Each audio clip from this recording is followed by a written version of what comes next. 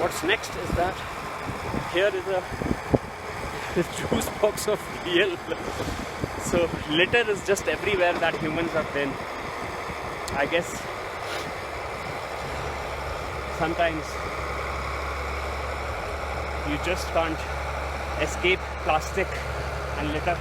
I just saw another bottle. I don't know if it will be appearing in the frame, but a green bottle looks like a Mountain Dew bottle right there.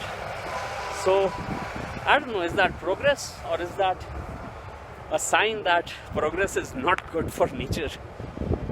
But let's see what happens. Now the bulldozer carve another one more time up that way. Okay then, I shall keep you updated. Axat signing off.